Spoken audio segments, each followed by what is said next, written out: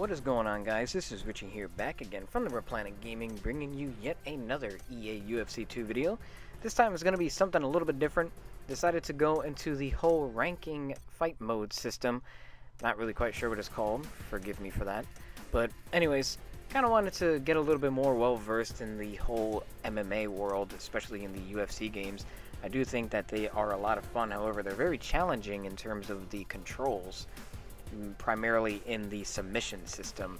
That's something that I'm still trying to toy around with and get a little bit used to. It's very tricky to kind of really figure out what to do and how to get a submission in and actually succeed in making your opponent tap out.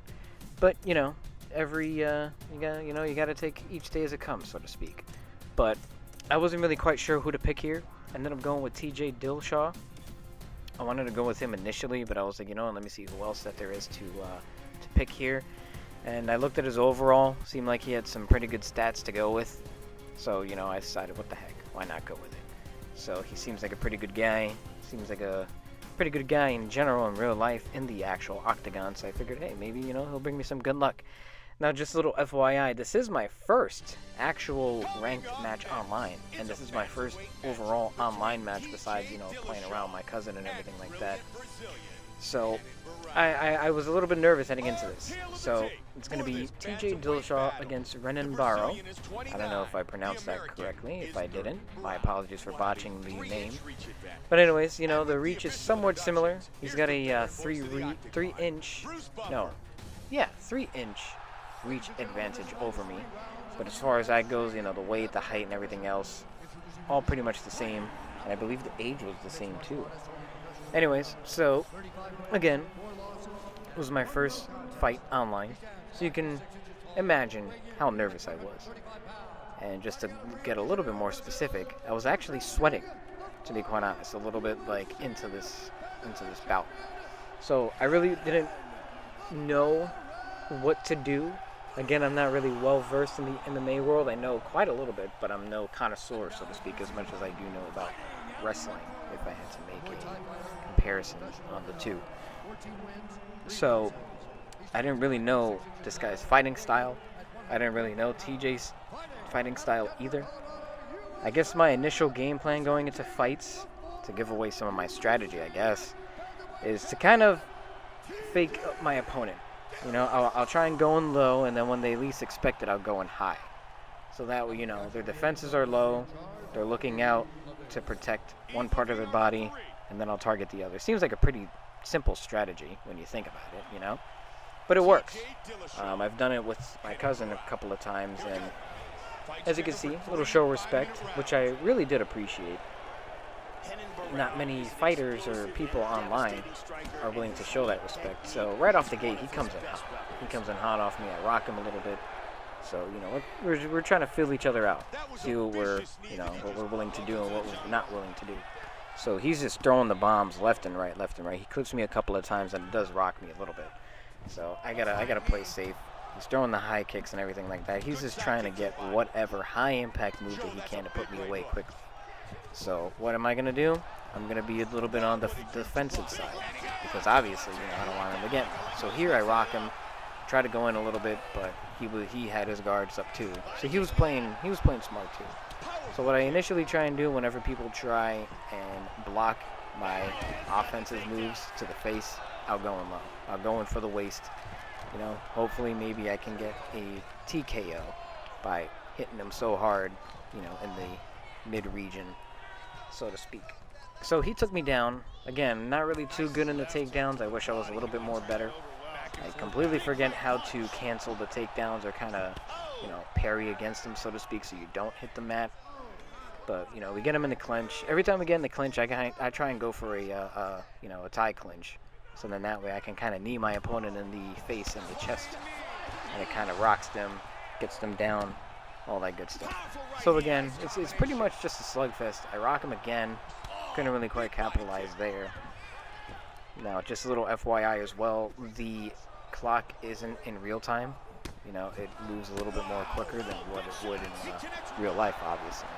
So I think that's a pretty cool little thing that you can adjust. You can either do it so like the rounds go super quickly, you can go the full 5 rounds, go the full distance, where you can actually, put 3 or 5 rounds and put like the clock actually moves at, a real pace, a real speed. So again, he takes me down again.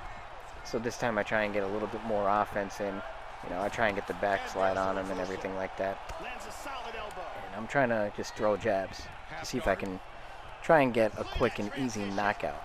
Because, once you're in this position up here, it's relatively easy to just throw bombs and get the knockout.